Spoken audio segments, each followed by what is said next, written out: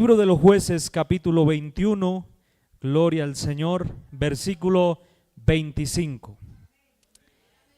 Gloria al Señor.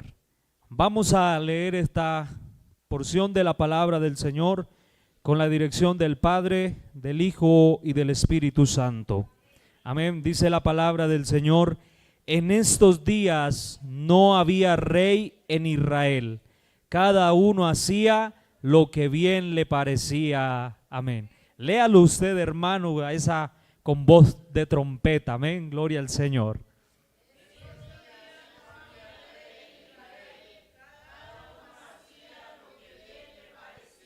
Aleluya. ¿Cuántos quieren que Dios les hable? Así que vamos a orar y vamos a decirle: Señor, háblame en esta noche, Dios de gloria. Señor, que tu palabra ministre mi vida, Dios de gloria. Señor, gracias por esa oportunidad, por este privilegio que tú nos das, Señor, de poder llegar delante de tu presencia para darte toda la gloria, para darte toda la alabanza a ti, Señor. Pero también ha llegado este momento importante, Señor, y te pedimos que tú nos hables, Señor, que tú ministres nuestros corazones, Señor, que podamos estar receptivos, Señor, a lo que tú quieres hablarnos, Dios de gloria, porque tu palabra, Señor, no retornará vacía, sino que cumplirá el propósito con la cual ha sido enviada, Dios del cielo. Por eso, Señor, en esta noche yo te pido que me hables, Señor. Yo te pido que ministres mi corazón. Yo te pido, Señor, que rompa las cadenas, Señor. Que mientras se predica tu palabra, Señor, los enfermos puedan ser sanados, Dios de gloria. Gracias, Señor, porque esta palabra es necesaria, Señor, para una buena vida en Cristo, Señor amado. Gracias te damos en el nombre de Jesús. Amén y amén. Gloria al Señor. Puede ponerse cómodo, hermano, lo más callado posible. Está prohibido alabar a Dios. Está prohibido que usted exalte la presencia del Señor. Amén. Qué bueno es el Señor. ¿Cuánto le damos gloria al que vive? ¿Cuánto le damos la alabanza? Hermano, si usted supiera cuánto tiempo llevo meditando en ese versículo. Desde que lo leí, comencé a meditarlo, a leerlo, y le preguntaba al Señor y le decía: Señor, ¿qué quiere decir ese versículo? ¿Por qué este libro no comenzó así? Sino ¿por qué termina diciendo que no había rey en Israel y cada uno hacía lo que bien le parecía? Fueron algún tiempo, hermano, y para poder mirar por qué la palabra del Señor termina con ese versículo, hay que comenzar a leer todo el libro de los Jueces detalladamente. Y es que, hermano, el libro de los Jueces nos cuenta o nos narra cómo este pueblo pudo conquistar la tierra prometida, cómo pudieron alcanzar esa victoria que Dios les había hablado incluso antes de salir de Egipto. Pero también nos narra este libro cómo ellos, cuando llegaron allí a la tierra, cuando conquistaron la tierra, lo primero que hacen es olvidarse de Dios. Por eso he titulado el mensaje de esta noche: sin Dios solo hay caos. Amén, gloria al Señor. Sin Dios solo hay caos. Y cuando nosotros miramos la palabra del Señor en Deuteronomio capítulo 8, el versículo 11, el Señor habla al pueblo y le dice: cuídate de no olvidarte de tu Dios. Cuídate de no olvidarte de Jehová tu Dios, que te sacó de la tierra de Egipto, de tierra de servidumbre. No sea que cuando entres en la tierra prometida de la cual hablé a sus padres, te engrandezcas, construyas casas para ti, se aumente tu oro, se aumente tu plata, tus ganados sean aumentados y tú te olvides de Jehová tu Dios. Gloria al Señor. ¿Cuánto le podemos dar la gloria a Dios? Y después, hermano, comienza, digamos que Dios a ministrar o a hablar al pueblo a través de Josué. Y usted encuentra a Josué diciendo: ustedes escojan a quién sirven. Si a los dioses de los amorreos, si a los dioses en cuya nación ustedes van a entrar, sírvanlo, háganlo, tomen su decisión. Pero mi casa y yo serviremos a Jehová. Y el pueblo responde y dice: guárdanos el Señor de ir a servir a esos dioses. Pero hermano, también usted después se encuentra que dice que murió Josué y fue sepultado, y que murió también toda aquella generación, y fueron reunidos con sus antepasados, dice la palabra, y dice: y se levantó después de ellos una generación que no conocía a Jehová ni las obras que él había hecho por ellos. Pero entonces nos preguntamos: ¿en qué momento fue que la nación pasó de decir guárdanos el Señor, de irnos a olvidar de usted, a decir hay una generación que ya no conoce a Dios? ¿Cuántos pueden alabar el nombre del Señor? Y por eso quiero hablar bajo dos puntos, hermano. El punto 1 es la parte B del versículo 25. Cada uno hacía lo que bien le parecía. Hay una versión que dice: cada uno hacía lo que hacía, hacía lo correcto según su propio criterio. O sea, no hacían lo correcto. Ellos hacían lo que creían que estaba bien. Y cuando usted mira la palabra o esa frase, cada uno hace lo que bien le parece, esta es una expresión de soberbia. Es una expresión de orgullo. Es una expresión donde usted encuentra que dice: a mí nadie me puede decir nada. Yo tomo mis propias decisiones. Si me va mal, pues que me vaya mal. Pero si me va bien, pues me irá bien. Pero yo hago lo que a mí bien me parezca. ¿Cuántos alabamos el nombre del Señor?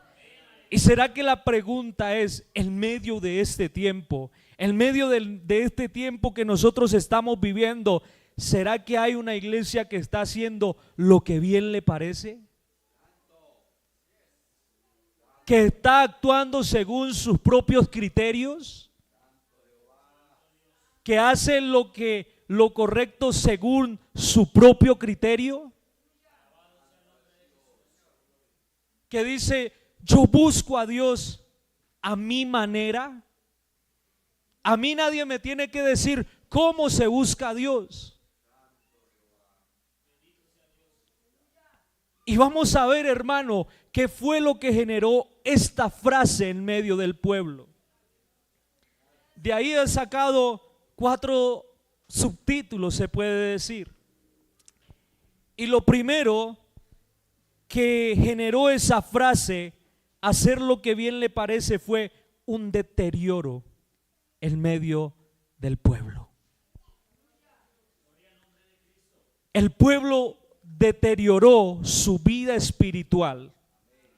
Porque cuando usted lee Jueces, el capítulo 12 en adelante, comienza a hablar que bueno, que el pueblo conquistó las naciones, conquistó el territorio enemigo, obtuvieron la tierra que fluía leche y miel, o sea, Dios se las entregó. Pero después dice la Biblia que se olvidaron de Jehová su Dios. Se olvidaron de Jehová su Dios. Se olvidaron que antes habían hecho un compromiso de guardar los mandamientos de Dios. Y comenzaron, dice la Biblia, a servir a Baal. Comenzaron a servir a Astarot. O sea, comenzaron a hacer lo que antes dijeron que no iban a hacer. ¿Y cuántas veces quizás nosotros decimos, yo no voy a hacer eso? Pero al poquito tiempo lo estamos haciendo. Muchas veces nos olvidamos tan rápido de los compromisos que nosotros hacemos delante de Dios. Nos olvidamos tan rápido de esas promesas que le hemos hecho. Señor, yo te prometo que este año sí va a ser el año donde me voy a firmar. Terminó el año y nada pasó. Y se nos olvida los compromisos que nosotros hacemos delante de Dios. Y el olvidarnos de Dios, hermano, ¿qué genera? Que nosotros menguemos la oración. Que nosotros dejemos de buscar a Dios. Que nosotros nos confiemos que porque llevamos tanto tiempo en el Evangelio, que porque tengo la Biblia y me sé algunos versículos de memoria, entonces ya voy rumbo al cielo. Y comienzo a buscar a Dios a mi manera. Comienzo a decir que ya no es necesario congregarme tanto, que no es necesario ir todos los días a culto, que es una exageración estar todo el tiempo en la iglesia, que es una exageración tener que estar 3 días de ayuno el primer fin de semana de cada mes, y sobre todo se acaba el culto y tener que quedarse hasta las 4 al pastor. ¿Qué le pasa?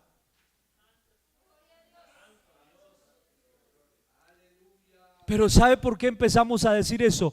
Porque ya hay un deterioro en nuestra vida espiritual. Porque cuando no estamos en ese deterioro, antes quedamos con ganas de más. No nos importa si toca ir hasta las 4, hasta las 7, queremos más.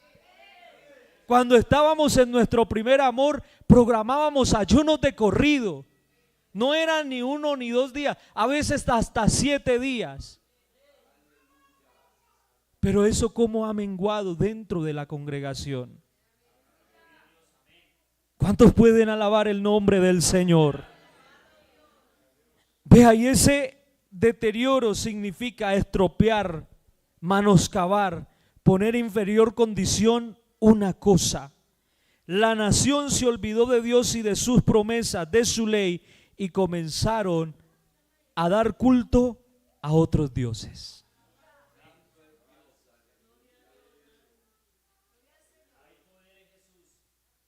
Y ellos habían dicho que no lo iban a hacer. Y ellos habían dicho, no, Señor, nosotros no vamos a adorar a esos dioses. Pero ¿sabe qué dice la palabra? Que el Señor les levantaba jueces y que Dios estaba con ese juez. Que porque al Señor su corazón misericordioso era movido al ver la nación en esa condición. Y dice que el Señor levantaba al juez, respaldaba al juez para libertar a la nación, para ayudar a la nación. Pero dice, pero cuando moría el juez, ellos volvían a olvidarse de Dios.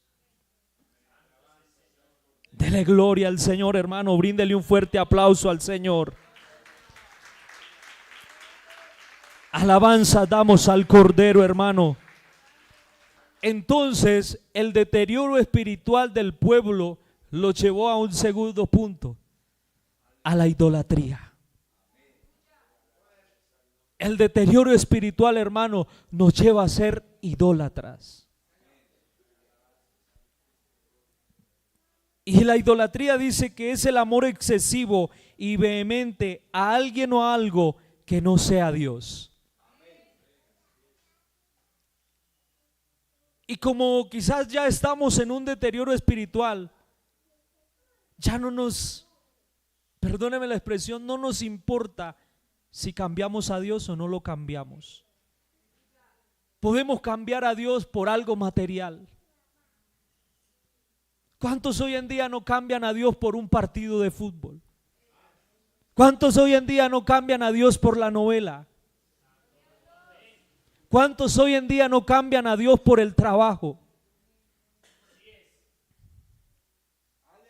¿Cuántos hoy en día no han puesto su corazón en la posesión que Dios le entregó?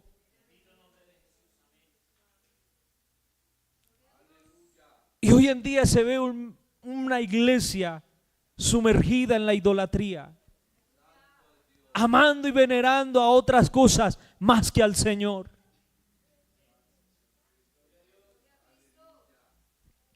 ¿Cuántos podemos decir que es así?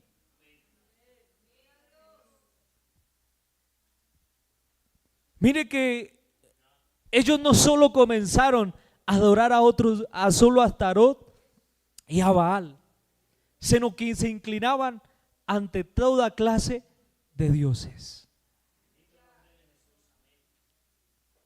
Pero ellos, cada vez que hacían eso, se preguntaban después: ¿y yo por qué estoy en esta condición? ¿Y yo por qué estoy en la ruina? ¿Yo por qué todo lo que hago me sale mal?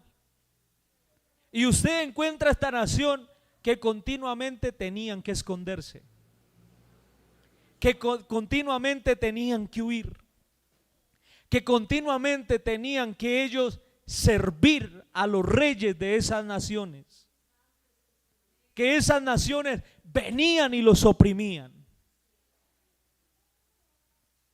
Pero hoy usted ve cuántas personas dentro de la iglesia están declarando lo mismo: todo lo que hago me sale mal. ¿Cuántas pérdidas tengo? Voy a hacer algo por este lado y de repente pasa algo y viene la ruina. ¿Cuántas personas no dicen: bueno, escojamos entre el martes y el viernes? Yo escojo el martes porque el viernes es mi día de descanso. Pero sí queremos que Dios nos dé la bendición cuando nosotros se la pedimos. Señor, mira esta petición, por favor respóndeme si es posible ya. Ahora mismo, Señor, contesta. Pero ¿cuánto tiempo yo paso buscándolo? ¿Cuánto yo paso de rodillas ante su presencia? ¿Cuál fue el último ayuno que yo hice sin necesidad que el pastor lo programara? Me voy a arrodillar a orar y me quedo dormido. Pero sin embargo, llegamos mostrando una apariencia de que todo está bien, de que aquí no está pasando nada. Y ese estado de idolatría, hermano, llevó al pueblo a la apostasía. Y usted encuentra por lo menos en el capítulo 17 del libro de los Jueces que había un hombre llamado Micaías. Y comienza el pasaje, él hablándole a su mamá y diciéndole: madre, recuerda el dinero que se perdió por el cual tú maldijiste. Digo, ya apareció, lo tenía yo. Yo era el que había tomado ese dinero. ¿Y sabe qué pasó de decir esa mujer? Pasó de decir: maldito que el que se lo robó le caigan los 7 rayos, todas las iras de la copa de Dios, a decir: bendito seas de Jehová, hijo mío. Y después dice: pero ¿sabe qué? Que de ese dinero yo voy a sacar una parte para que hagamos una imagen de fundición. Como ya apareció el dinero, tenemos que hacer una imagen a la cual adorar. Y Micaías, muy diligente, dijo: tranquila, ya la mandé a hacer. Ya está hecha la imagen. Y usted viera cómo quedó. Pero sabe que después, el versículo 6, si no estoy mal, comienza a hablar de un joven levita que era peregrino, que no tenía casa, que no tenía territorio. Y él llegó a Belén Si era Belén. Llegó a Belén y se encontró con Micaías. Y Micaías le dijo, ¿de dónde viene? Le dijo, no tengo un lugar exacto. ¿Para dónde va? A donde encuentre habitación. Y Micaías le dijo, tranquilo, le tengo la solución. Tú serás como mi padre y serás mi sacerdote. Y por ser mi padre y mi sacerdote, te voy a dar una cuota mensual.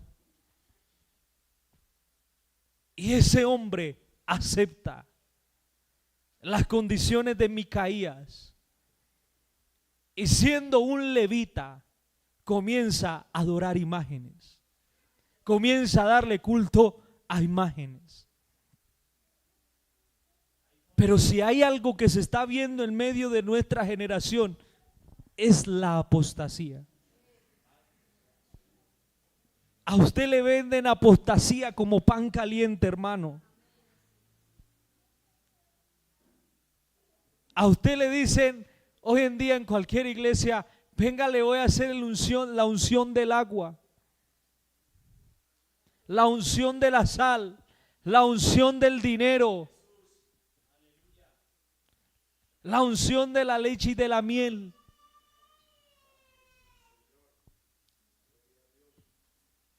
Hasta hubo la unción de la cachetada. Y le decía, ¿está dispuesto a recibir lo que Dios tiene para usted? Y el supuesto pastor con la mano le pegó una cachetada a su oveja. Pero ¿sabe qué es lo más impresionante? Que la gente corre detrás de eso. Que hoy la gente tiene comezón de oír lo que es la verdadera palabra de Dios y van a lugares a buscar entretenimiento. Y se ha cambiado a un Cristo de la gloria que murió y resucitó por un momento de diversión. Por iglesias que aún celebran el Halloween y que se disfrazan y usted no sabe si son cristianos o no lo son. Iglesias donde a usted le dicen que no importa su condición, su orientación sexual, que usted puede llegar a alabar a Dios, y donde usted encuentra que los pastores son abiertamente gays. Y no hay problema. Y ya no hay dificultad. Y ya no hay diferencia del que usted dice, bueno, ¿y quién es el verdadero cristiano? Porque aún usted sale por la calle a evangelizar y entrega tratados y dice, gracias, yo soy cristiano.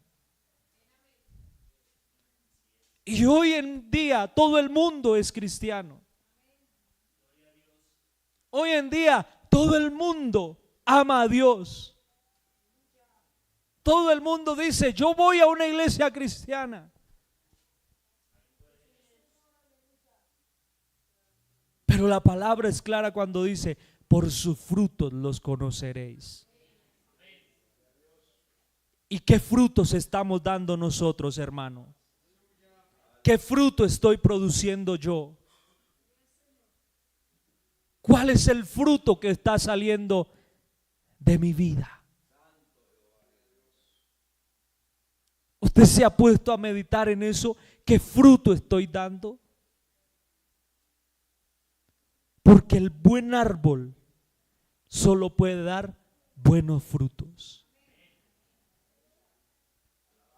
Y entonces, hermano, el deterioro, la idolatría, la apostasía llevó a esa nación a una crisis. A una crisis económica, a una crisis espiritual, a una crisis familiar. Y hoy en día vemos a nuestra sociedad en crisis. Nuestros adolescentes, antes de pensar en buscar a Dios, están mirando si se pueden quitar la vida.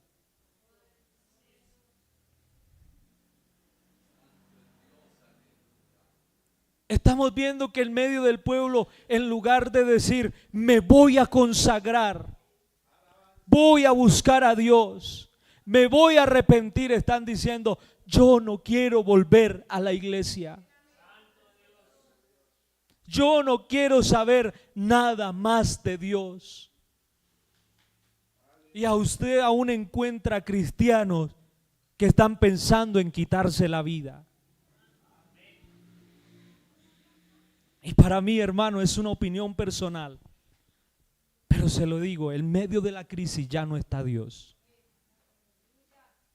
Porque el querer quitarse la vida es una crisis.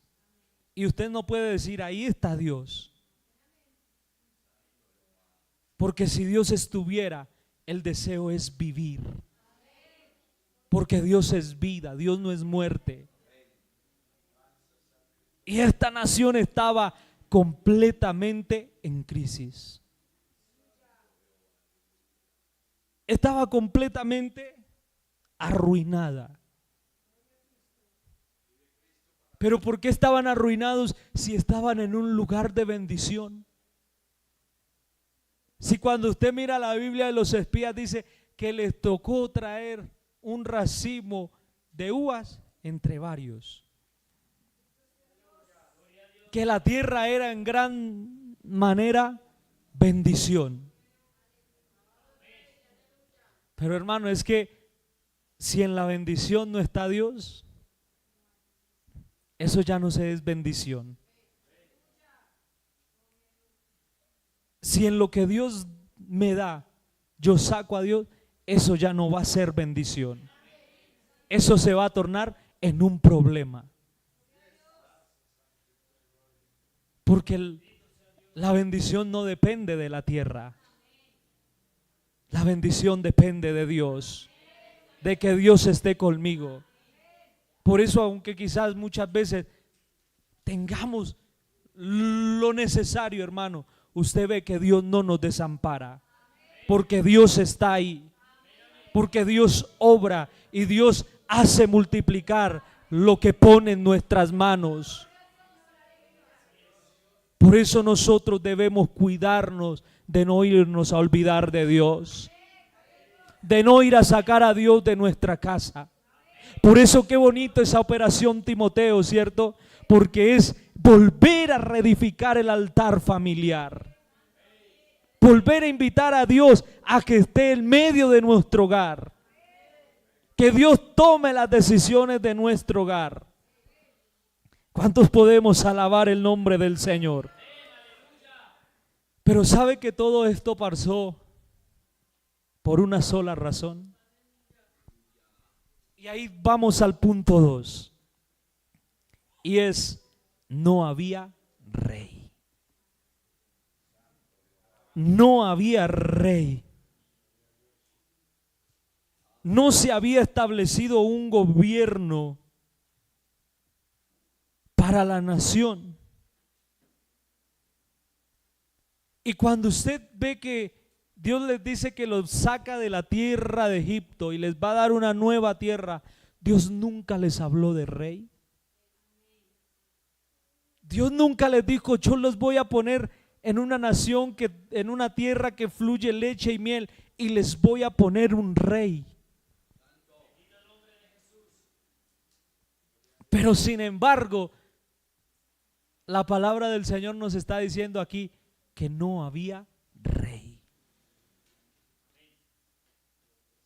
Y entonces yo meditaba en esto y yo decía, ¿por qué? Porque cuando hay un rey, el rey es símbolo de autoridad. El rey es símbolo de estabilidad. El rey es símbolo de prosperidad. El rey es símbolo de orden. Y al no ver rey, no había autoridad. Y al no haber autoridad, no hay a quien obedecer. No hay reglas que cumplir. No hay mandamientos que seguir. Si no hay autoridad, entonces usted y yo podemos hacer lo que bien nos parece. ¿Cuántos alabamos el nombre del Señor? Y esta nación estaba a falta de autoridad. Y usted hoy encuentra a personas que dicen: yo solo me someto a Dios, yo solo obedezco a Dios. Y también le doy mi punto de vista, hermano. Según lo que he mirado en la palabra sacando de este tema, si usted y yo llegamos a decir que solo nos sometemos a Dios, hermano, es mentira. Es mentira. ¿Sabe por qué? Porque la Biblia dice que toda autoridad es delegada por Dios. Toda autoridad es puesta por Dios. Y si yo no puedo someterme a una autoridad humana, ¿cómo me voy a someter a Dios? ¿Cómo voy a obedecer a Dios? ¿Cuántos dan gloria al Señor? Es igual al versículo que dice: si usted no ama al que ve, ¿cómo va a amar a Dios a quien no ve? Si usted y yo no respetamos la autoridad que vemos, ¿cómo vamos a respetar una autoridad que no vemos? Démosle la gloria al Señor. Y al no haber rey, por eso les decía que cuando Dios levantaba a un juez, usted veía que la nación estaba bien. Porque decía, Dios estaba con ese juez. Dios respaldaba a ese juez. Pero cuando el juez moría, se perdía la autoridad y todo el mundo volvía a desobedecer. Y hoy estamos viendo en medio de nuestro tiempo generaciones que se están levantando, pero que no respetan la autoridad, que no quieren reconocer la autoridad. ¿Y sabe qué es lo bonito de Dios? Y lo bonito de que estemos en esta obra, de que en esta obra todos están bajo autoridad. Todos están bajo autoridad. Nosotros como ovejas estamos quizás bajo la autoridad de un líder, que puede ser el líder de damas, caballeros, jóvenes. Pero ese líder tiene una autoridad que es el pastor. El pastor tiene la autoridad que es el presbítero. El presbítero tiene la autoridad que son los oficiales. Y sobre los oficiales hay los oficiales internacionales. Pero mire que aún el supervisor, a pesar de que es supervisor, también está bajo la autoridad de un presbítero. Entonces, hermanos, si usted y yo no queremos obedecer la autoridad, estamos en el lugar equivocado. ¿Y sabe que eso fue lo que más me costó a mí?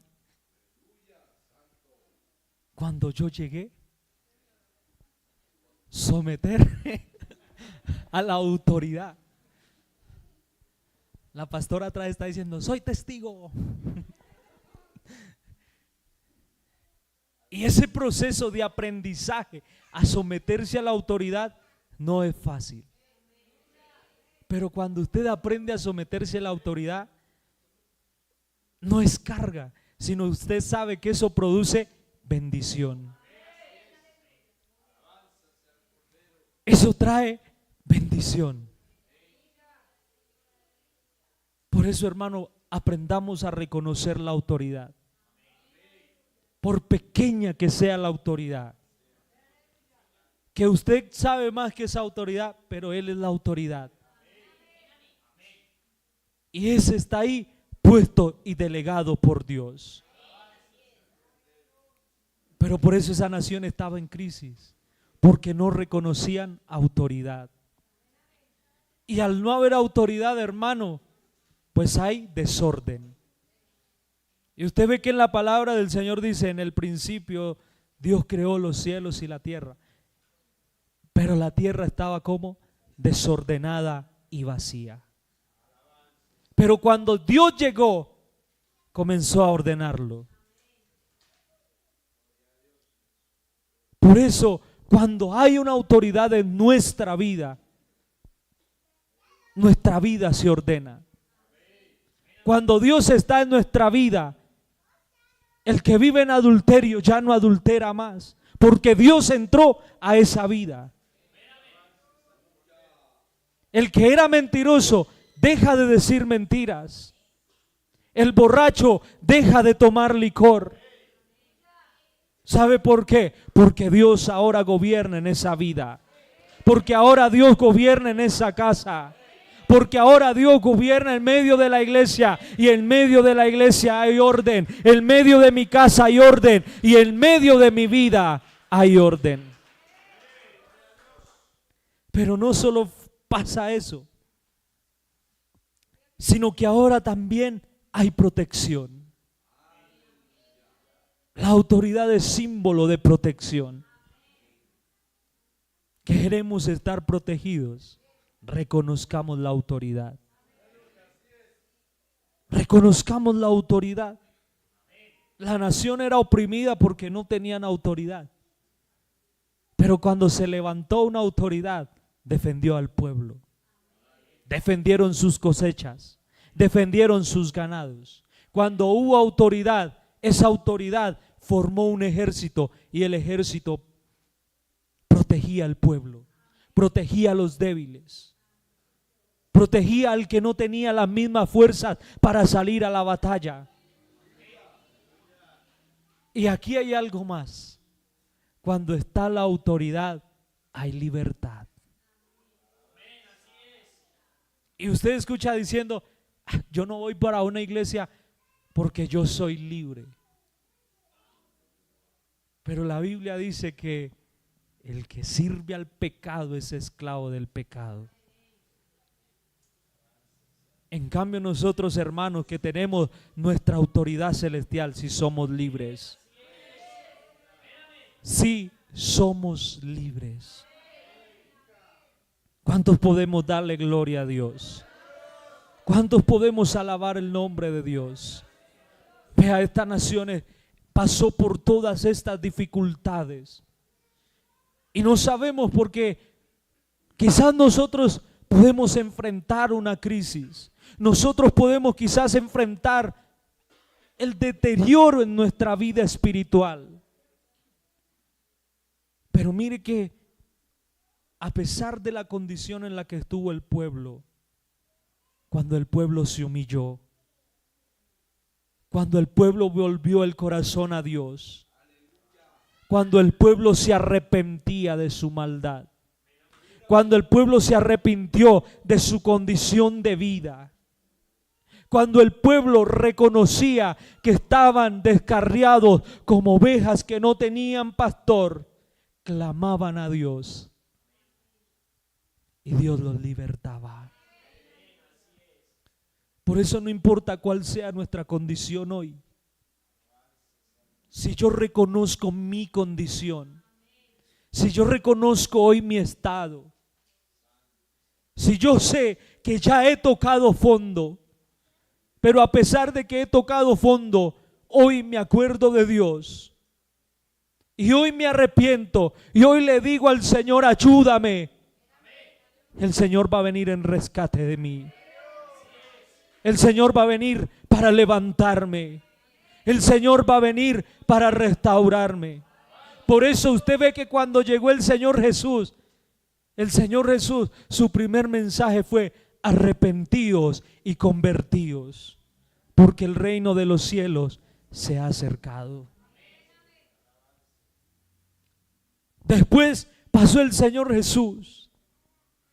Pero llegó el apóstol Pedro y después del discurso dijo: así que arrepiéntase cada uno de su pecado. Y la palabra del Señor dice: vuélvenos a ti, oh Jehová, y nos volveremos. Vuélvenos a ti, oh Jehová, y nos volveremos. Por eso yo quiero preguntar en esta noche, ¿reconoces cuál es tu condición actual? ¿Cómo está tu vida en este momento? ¿Por qué no cerramos nuestros ojos un momento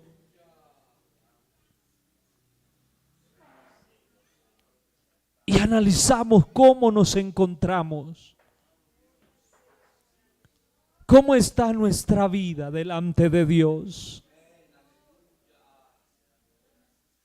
¿Será que yo soy uno de los que digo, yo hago a mí lo que bien me parece?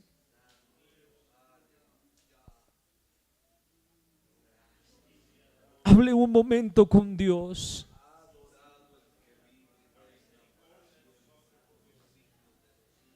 Dile, Señor, yo reconozco que mi vida y mi condición espiritual en este momento no es la mejor. Que mi condición espiritual no está bien delante de ti, Señor. Que estoy enfrentando un deterioro en mi oración. Un deterioro, Señor, en mi búsqueda de tu presencia.